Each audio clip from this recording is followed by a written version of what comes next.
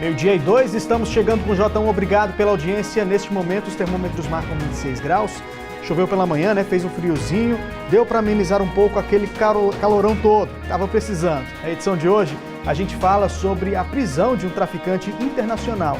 Ele foi preso ontem em Valparaíso e os detalhes sobre isso eu te conto daqui a pouco. E você vai ver ainda. Polícia prende suspeito de matar em Valparaíso um estudante de Brasília. Adolescente diz que sofreu maus tratos em centro espírita em Águas Lindas. 17 pessoas foram condenadas por envolvimento com jogos de caça-níqueis. Polícia Civil conclui hoje 7 inquéritos no caso João de Deus. E prazo para que o governo do estado pague o salário de dezembro terminou ontem. É agora no J1.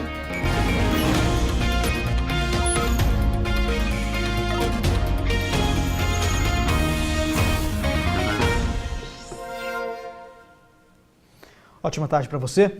A polícia prendeu ontem um homem suspeito de liderar uma associação criminosa que atuava aqui no entorno e também no Distrito Federal. O grupo negociava carros roubados por drogas no Paraguai. Jefferson de Matos Melo, de 30 anos, foi preso em Valparaíso após uma denúncia anônima. As investigações apontaram que ele integrava uma organização criminosa que levava carros roubados do entorno e do DF para o município de Pedro Juan Cabaleiro, no Paraguai. Lá, os veículos eram trocados por drogas. Segundo as investigações, o esquema contava com cerca de 10 pessoas e que Jefferson era o cabeça do grupo. Ele era o responsável em levar os carros roubados aqui em Goiás e no DF para o Paraguai. O foco dos criminosos era veículos de luxo, ou seja, quanto maior o valor dos carros, mais quantidades de drogas eram negociadas. Ele mesmo admite que estaria com uma Frontier, né, e levaria essa Frontier para trazer até Ponta Porã, né, ali no Mato Grosso do Sul, divisa com Pedro Juan Cabaleiro, entraria no Paraguai e trocaria a Frontier por 300 quilos de maconha e traria essa droga, esses 300 quilos de maconha, para vender aqui em Valparaíso, no estado de Goiás. Também, de acordo com o delegado, Jefferson já responde a um processo na Justiça Federal por tráfico internacional de drogas e organização criminosa. Ele está preso no presídio de Lusiânia. Como você viu na reportagem, o suspeito vai responder por tráfico de drogas e organização criminosa. E pode pegar até 20 anos de prisão. Alguns integrantes do esquema já estão presos e outros foragidos. E ontem a polícia prendeu os suspeitos de matarem o estudante de Brasília, Felipe César dos Reis Almeida, de 28 anos, no último fim de semana em Valparaíso. Os 3 suspeitos são irmãos, Vandinei Pereira Lemos dos Santos, de 21 anos, e Adailton Júnior Souza Santos, de 19, confessaram o crime. Já Luiz Davi Souza Santos, de 18 anos, foi preso porque estava com o celular da vítima. 4 testemunhas foram ouvidas. Todos os 3 aqui em Valparaíso mesmo, são 3 irmãos, né? 2 diretamente ligados ao latrocínio e o outro não. 2 deles estavam trabalhando, inclusive, um no Lava Jato e outro numa obra, e o outro a gente achou em via pública mesmo. O corpo do estudante Felipe César dos Reis Almeida, de 28 anos, foi encontrado nesse córrego no bairro Pacaembu, em Valparaíso, no último domingo. Segundo a polícia, a vítima saiu de casa onde morava em Brasília no sábado, com o carro do pai. Foi a população quem viu o corpo boiando e acionou a polícia e os bombeiros. O corpo da vítima apresentava sinais de estrangulamento. Segundo a polícia, Vandinei é apontado como o principal suspeito. Ele teria conhecido a vítima alguns dias antes do crime em um bar em Valparaíso. Na madrugada de domingo, eles consumiram drogas em um motel e tiveram um desentendimento. Felipe supostamente não teria pago a parte na divisão da compra dos entorpecentes. Ele achava que ele tinha direito a uma parte maior em dinheiro, que era a parte da vítima que não pagou, que era R$120. Foi então aí o estopim para ele executar a vítima, pegar o dinheiro que ele julgava ser de direito dele, levar o carro e o celular. Ainda segundo o delegado, Vandinei já tinha passagem pela polícia por homicídio em Lusiânia. Ele e Júnior Souza Santos podem responder por latrocínio, que é roubo seguido de morte. Todos eles confessaram o crime, com algumas nuances ali que a gente ainda vai esclarecer, mas todos confessaram o crime. Já ouvimos os familiares da vítima, né? Ouvimos o pai, E vamos chamá-los aqui de novo e ver, né, a necessidade de ouvir ou não mais familiares, né, com relação a isso. A pena do crime de latrocínio é de 20 a 30 anos, já por receptação é de 1 a 4 anos de prisão. E um adolescente de 12 anos diz que sofreu maus tratos num centro espírita do entorno e que a mãe dele sabia de tudo. O pai quer ficar com o menino, mas por enquanto a justiça decidiu que ele fica com a mãe. Esse menino de 12 anos conta que há 2 meses ficou mais de uma semana trancado em um centro espírita em Águas Lindas de Goiás. E nesse período ele diz que sofreu maus tratos. Aí tinha que tomar um banho gelado. E você comia o quê? Arroz com frango sem sal, sem tempero. Todo dia? Todo dia. O que é que você comia no café da manhã? Biscoito de sal com chá. Essas fotos foram tiradas logo depois que o menino foi encontrado pelo Conselho Tutelar após denúncia do próprio pai do adolescente. Em um ritual, ele teve a cabeça raspada. Raparam na cabeça com a navalha e botaram tipo uma bola de areia quente aqui, no meio da cabeça. Doeu? Doeu. Ardia quando eu pegava assim, ardia e ficou uma marca, assim. O menino foi levado para o local pela mãe Luzinete Ferreira Ribeiro. O pai dele disse ter percebido que algo estava errado quando não conseguiu mais ver o filho, que também estava há 15 dias sem ir para a escola. Eu não falo com ela, mas a minha esposa fala com ela, né? E minha esposa procurou. E a mesma relatou para ela que ele estava na roça, uma vulga roça, que é um lugar, um centro espírita. E que a mesma não ia dar o endereço, que ele estava sofrendo problemas psicológicos. Ao chegar no local, o susto. Chegando lá, meu filho estava em um quarto, tá, em um barracão desse centro espírita, com as vestimentas molhadas, mofadas, e ele tossia muito. Tá? Eu não reconheci o meu filho da forma que eu achei ele. Não. O menino contou que ficava mais de 10 horas sem comer e em casa fez mais revelações. Ia ter relações, né? Relações com quem? Eu tinha que ter relações com ele depois que eu saí de lá. Mas isso não pode não. Disso? Mas isso não pode não. Então eu vou voltar para morar. Considerando que a gente se tinha notícias de muitas vítimas, né, tanto pessoas quanto crianças, vítimas de violência sexual ou violência mesmo, né, corte nas mãos, questão de redução de alimento, né, a gente já tinha visto muitas dessas denúncias, então a gente aplicou essa medida de entregar para o pai para realmente prevenir, né, proteger esse menino, porque nós vimos já uma ameaça de um suposto abandono de incapaz. O caso veio parar aqui, na Vara da Infância e da Juventude. Segundo o pai, apesar das denúncias de maus tratos, o juiz mandou o menino voltar para a casa da mãe. E mediante isso, ainda não, o juiz não considera que essa criança estava numa situação de risco lá? Que lá não era o melhor lugar para ele? A criança estava com a cabeça raspada, aspecto magro, chupado, com marcas pelo corpo que iam ser cortados, que ele mesmo fala. Não podia brincar, como assim? O Conselho Tutelar me deu o termo de responsabilidade para me cuidar do meu filho. O Conselho Tutelar está acompanhando toda essa trajetória do meu filho. Depois de 15, 20 dias, o Conselho Tutelar tem vindo na minha casa, desde quando eu peguei ele. E eles, depois que eu peguei ele, depois de alguns dias eles vieram, eles não reconheceram a forma que ele está. Falou, Edson, seu filho é outra pessoa, agora seu filho está saudável. Falei, não, a minha obrigação de pai é cuidar do meu filho. E vou cuidar do meu filho até o fim. O adolescente conta que quando era criança era agredido pela mãe. Eu falava que eu pegava dinheiro, aí ela já me tomou com a chapinha na minha mão, botava pra mim beber pimenta e ela já mordeu minha língua. Nós procuramos a mãe do adolescente, mas ela não quis se explicar. A delegacia de Ceilândia Centro investiga o caso. O pai já recorreu dessa decisão da justiça para ficar com o adolescente.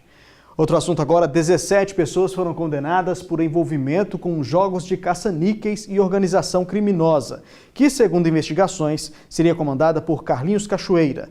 Entre os presos estão policiais e ex-policiais. Segundo o Ministério Público Federal, o grupo recebia propina para fazer a proteção das casas de jogos de azar ligadas à quadrilha. São policiais, ex-policiais e também funcionários públicos, que vão cumprir penas entre 1 e 20 anos de prisão. Deflagrada em 2012, a Operação Monte Carlo desmontou uma quadrilha que lucrava com máquinas caça-níqueis e jogos, proibidos no Brasil. Segundo os procuradores, a organização era chefiada por Carlinhos Cachoeira. O Ministério Público Federal acusou ao todo 80 pessoas na Operação Monte Carlo, mas o processo foi desmembrado para facilitar o trabalho do Poder Judiciário. Nossa produção entrou em contato com o advogado de Carlinhos Cachoeira, mas ele se negou a comentar as condenações. A defesa de Cachoeira disse que ele não é parte do processo e, por isso, não pode falar sobre uma sentença que envolve outras pessoas. Nós tentamos contato por telefone com as defesas dos 17 condenados, conforme a lista de advogados relacionada no processo. Apenas a defesa dos ex-delegados da Polícia Civil, Ilo Marques e Juraci Pereira, atenderam as ligações. Ambos informaram que só vão se manifestar quando tiverem conhecimento do teor da decisão. Hora da primeira rodada de participações aqui no J1, você já sabe, pode mandar a sua mensagem para a gente pelo 98442-4000, esse é o número do nosso WhatsApp. Tem recado da Leandra Andrade, de Santo Antônio. A situação da rua, da escola onde meus filhos estudam, está cada dia pior.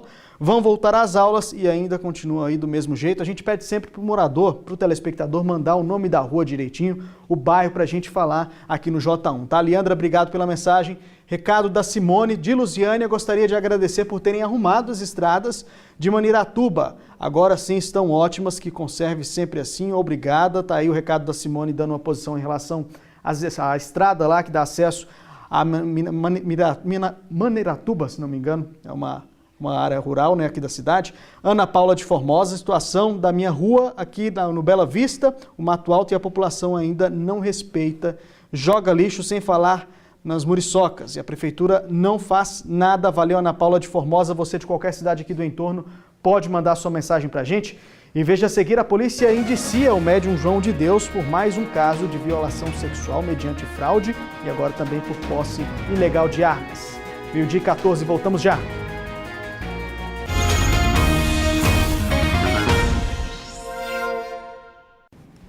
Estamos de volta com o J1. A polícia indiciou novamente o médium João de Deus por violação sexual mediante fraude e também por posse ilegal de arma de fogo. No indiciamento por violação sexual, a vítima de São Paulo contou que o abuso aconteceu na casa Dom Inácio de Loyola, em Abadiânia.